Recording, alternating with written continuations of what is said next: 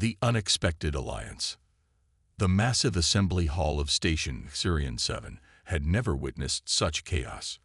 Representatives from over 200 species filled the curved amphitheater, their various forms creating a living tapestry of galactic civilization. Some floated in containment fields, others clung to specially designed podiums, while the more traditional bipedal species occupied standard seating. The air recyclers worked overtime to accommodate the diverse atmospheric needs of so many different life forms. At the center of it all stood the Etherian ambassador, Seraphine. Her species was ancient beyond measure, existing when most of the current galactic powers were still discovering fire. The Etherians were beings of pure energy contained within crystalline shells that shifted between translucent and opaque depending on their emotional state. For 3 million years, they had maintained absolute neutrality in all conflicts, serving as mediators, peacekeepers, and wisdom keepers for the younger species. High Counselor Zenth of the Saurian Confederation raised his scaled head, his reptilian features twisted in confusion. Ambassador Seraphine, surely there has been some translation error. The Etherians do not take sides in military conflicts. This is known throughout the galaxy. The crystalline being's shell pulsed with a soft blue light, indicating deep contemplation.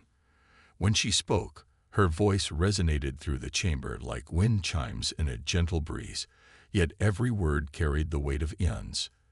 There is no error, Counselor Zenth. After careful consideration spanning your equivalent of 57 years, the Etherian collective has reached a unanimous decision. We stand with humanity. The chamber erupted into pandemonium.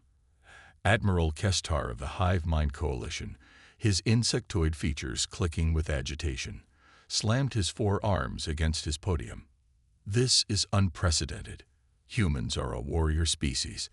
They expand aggressively through space, consuming resources and establishing colonies without proper authorization from this assembly. They refuse to submit to galactic oversight, added Chancellor Vortex of the Silicon Brotherhood, his metallic voice echoing through speakers. Their technology develops at an alarming rate, and they show no signs of the peaceful stagnation that marks truly civilized species. Ambassador Seraphine's shell brightened, causing many representatives to shield their optical sensors. You speak of humanity as if you know them. Yet how many of you have actually interacted with humans beyond formal diplomatic channels? How many have witnessed their actions when no treaties or trade agreements are at stake? The chamber fell into an uneasy silence. Most species had indeed limited their contact with humanity to official business, viewing them as an unfortunate necessity in the grand scheme of galactic politics. Allow me to share why the Etherians have made this choice. Seraphine continued, activating a holographic display that filled the center of the assembly hall. The image showed a desolate asteroid, pockmarked with mining equipment and temporary habitation domes. This is mining asteroid Titan 9, located in the disputed Outer Rim territories. 6 months ago, a solar flare damaged the primary life support systems while our research team was conducting archaeological studies. The hologram shifted to show the interior of the asteroid, where several Etherian forms lay motionless in what appeared to be emergency containment pods. Our people can survive in space indefinitely, but prolonged exposure to certain radiation frequencies causes our energy matrices to destabilize. The solar flare created exactly such conditions. Our rescue ships were 8 days away. Admiral Kestar's compound eyes focused intently. What does this have to do with humanity?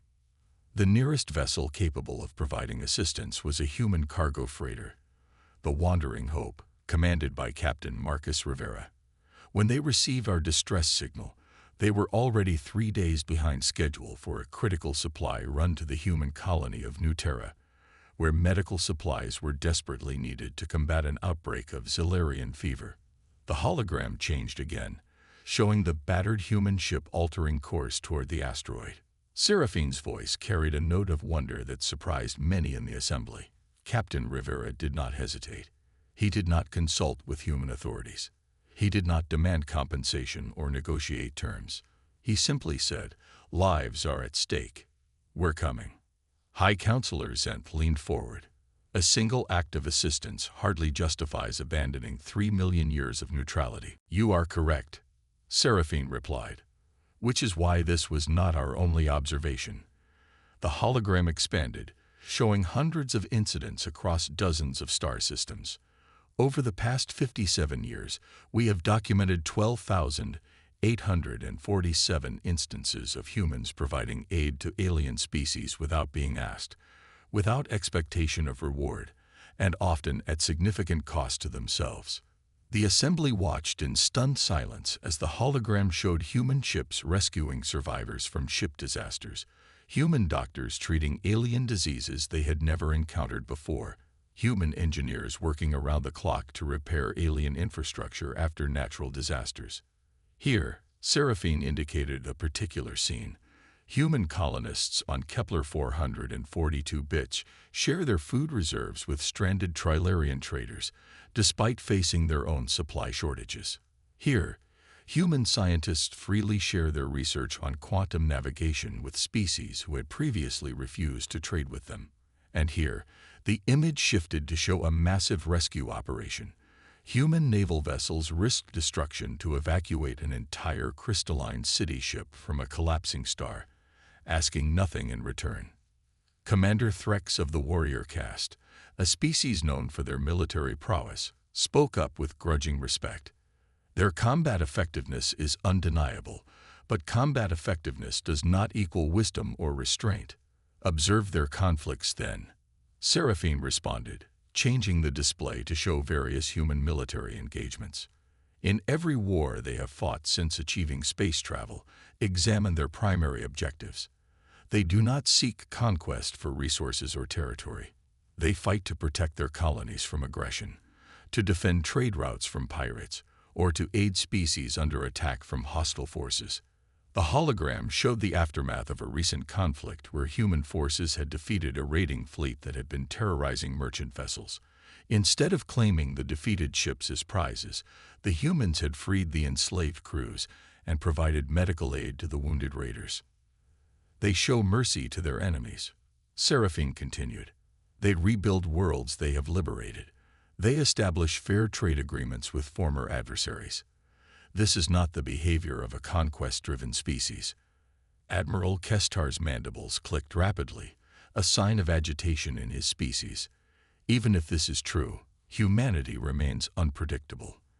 They resist integration into our established systems. They refuse to limit their expansion or submit to galactic oversight. Seraphine's crystalline form pulsed with what could only be interpreted as amusement.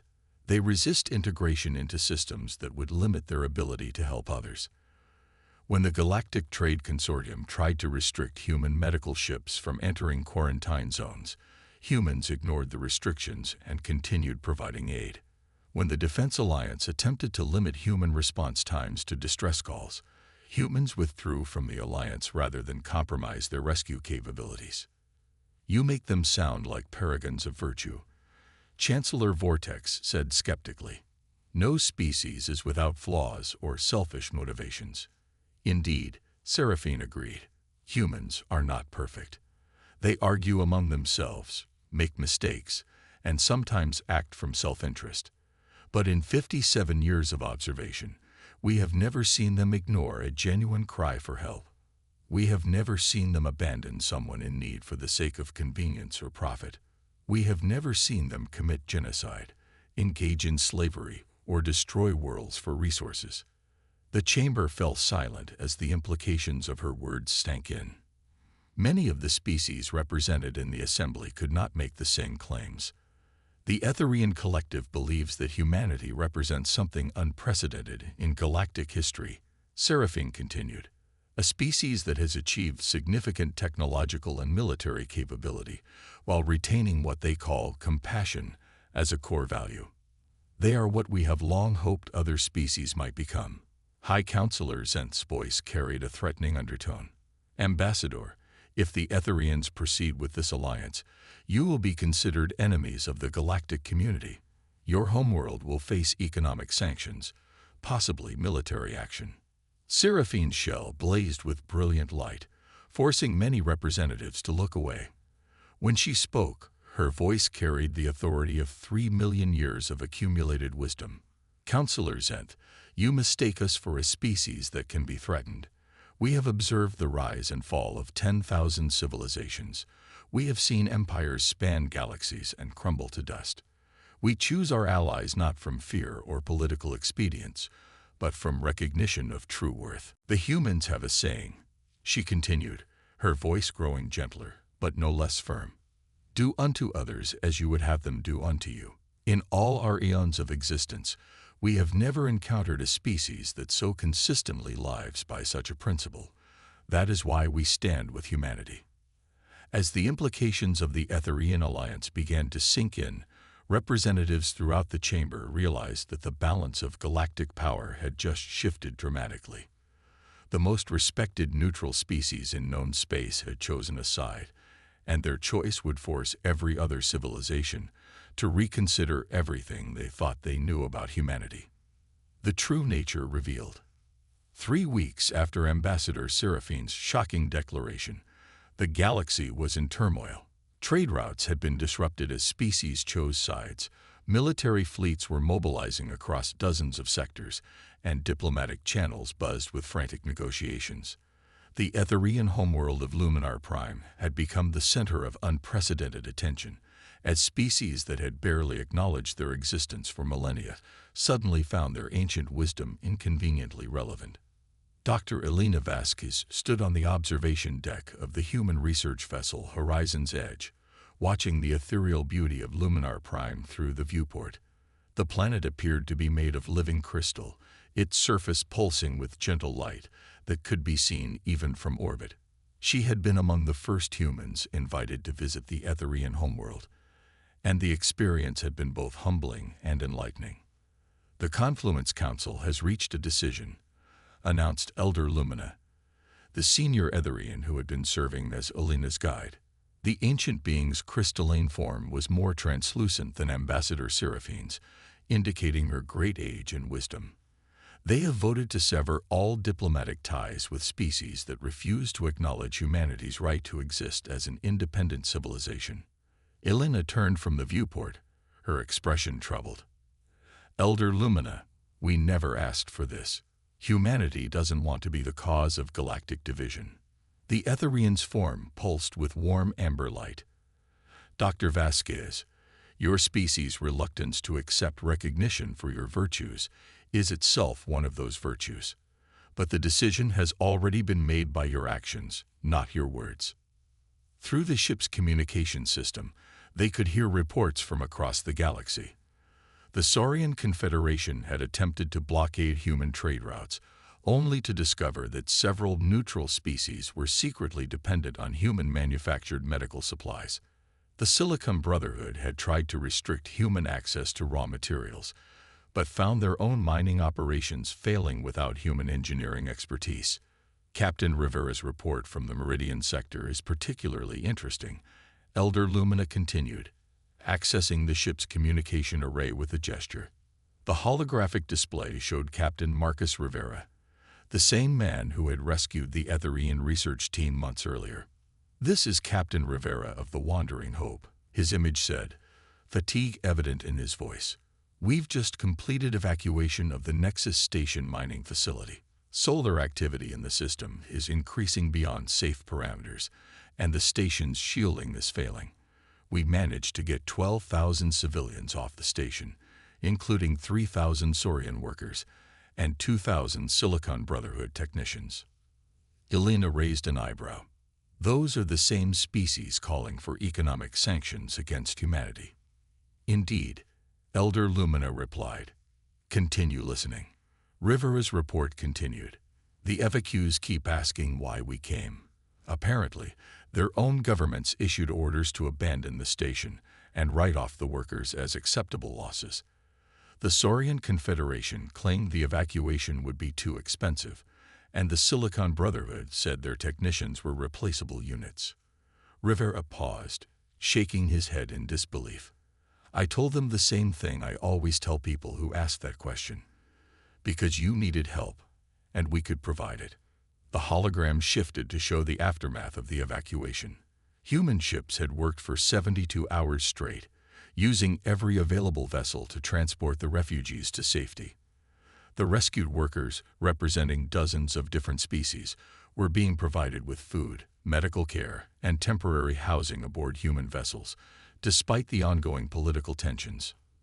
Your Captain Rivera has unknowingly provided us with the perfect demonstration, Elder Lumina said. While other species calculate the cost-benefit ratio of saving lives, humans simply save them. Dr. Elena received an urgent communication on her personal device. Elder Lumina, I'm receiving reports of military buildup in the Outer Rim. Admiral Kestar has assembled a coalition fleet of over 800 ships. They're demanding that Etheria withdraw their support for humanity or face consequences. The ancient being's crystalline form darkened slightly, the first sign of anger Elena had ever seen from an Etherian. Admiral Kestar has made a grave miscalculation. Summon your Captain Chen from the escort fleet. It is time for a demonstration of why the Etherians chose their allies wisely. Within hours, the space around Luminar Prime filled with ships. The coalition fleet arrived in overwhelming numbers, their vessels representing the military might of dozens of species. Sleek Saurian battlecruisers, massive Silicon Brotherhood dreadnoughts, and the organic-looking ships of the Hive Mind Coalition formed a menacing array around the crystal planet. Admiral Kestar's transmission echoed across all frequencies. Etherian Collective, you have 24 hours to renounce your alliance with the human species. Failure to comply will result in military action against your homeworld. The response came not from the Etherians, but from Captain Sarah Chen of the human vessel Defiant Guardian. Admiral Kestar, this is Captain Chen of the Human Defense Fleet. You are threatening a peaceful world under our protection. Withdraw immediately, or face the consequences. Laughter echoed through the coalition fleet's communications. Admiral Kestar's voice dripped with condescension. Captain Chen, our sensors detect exactly 17 human ships in this system. We have over 800. Your species may be brave, but you are not mathematicians. Admiral, Captain Chen replied calmly, you're looking at the wrong sensors. As if summoned by her words, space around the coalition fleet began to shimmer. Hundreds of ships decloaked simultaneously, their energy signatures blazing to life on every sensor screen in the system. Human vessels appeared from seemingly empty space, having used advanced stealth technology to position themselves throughout the system. But these were not just military ships. Mixed among the sleek destroyers and heavy cruisers were cargo vessels, medical ships, research platforms, and civilian transports. Every human ship within a 50-light-year radius had converged on Luminar Prime, their crews volunteering to defend the Etherian homeworld. 800 ships, Captain Chen acknowledged. We have 1,247. But more importantly, Admiral, every person aboard our vessels chose to be here. Can you say the same about your conscripted crews? The demonstration was not just about numbers. As the two fleets faced each other, reports began flooding in from across the galaxy.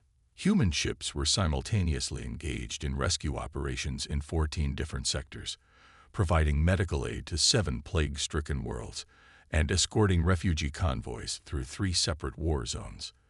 The human fleet defending Luminar Prime represented only a fraction of their total capability, and yet they had still managed to outnumber the largest military coalition in recent galactic history. Commander Threx, observing from his position aboard the coalition flagship, made a connection that would later prove crucial to galactic peace. Admiral Kestar, he said over the command channel, scan the human fleet composition more carefully. The Admiral's compound eyes focused on his tactical display. What am I looking at, Commander? Medical ships, sir. At least 200 of them. In the middle of a potential battle zone, they brought their hospital ships. The implications hit like a physical blow. Even while preparing for possible combat, humans had positioned themselves to provide medical aid to both sides if the fighting began. They had come not just to defend, but to heal. Elder Lumina's voice resonated across all communication channels, her words reaching every ship in the system. Admiral Kestar, observe carefully what you face. These humans did not come here for conquest or glory. They came because they gave their word to protect us, and they honor their commitments. Even now, their medical ships stand ready to treat casualties from both fleets if violence erupts. This is impossible, Admiral Kestar muttered, but his conviction was wavering. The human species has a concept they call love, Elder Lumina continued. Not the romantic attachment that many species experience, but something deeper, a commitment to the welfare of others that transcends self-interest. They love life itself, in all its forms. This is why the Etherians chose them as allies. One by one, ships began breaking away from the coalition fleet. The first was a small Andorian science vessel, whose captain announced over open channels, "We came here thinking we were stopping a threat to galactic peace. Now I see we were the threat." More ships followed, their captains recognizing the truth in Elder Lumina's words. Commander Threx was among the last to leave the coalition formation. As his ship moved away from Admiral Kestar's flagship, he opened a private channel to Captain Chen. "Captain, I owe you an apology. My species prides itself on honor, but I see now that we have confused strength with virtue." Captain Chen's response was characteristically human. "Commander Threx, apologies are unnecessary between warriors who seek the same goal. If you truly wish to make amends, there's a refugee convoy in the Vega system that could use an escort. We're stretched pretty thin right now." Within a week, the galaxy had fundamentally changed. The coalition fleet dissolved as member species recognized the reality of human character. Trade agreements were renegotiated, with species actively seeking partnerships with humanity. The Galactic Assembly was restructured to include human representation, not as junior members, but as equals. Most importantly, the concept of compassionate strength began to spread throughout galactic civilization. Species that had viewed mercy as weakness began to reconsider their values. The Etherian alliance with humanity had done more than prevent a war. It had shown the galaxy a different way to live among the stars. Dr. Elena Vasquez remained on Luminar Prime for several more months, working with Etherian scholars to document the transformation. In her final report, she wrote, "The Etherians didn't choose humanity because we were perfect. They chose us because we never stopped trying to be better." In the end, that may be the most human thing of all. As the crystal planet rotated beneath the stars, the gentle light of the Etherians pulsed in harmony with the running lights of human ships, creating a new constellation that would guide galactic civilization toward a more compassionate future.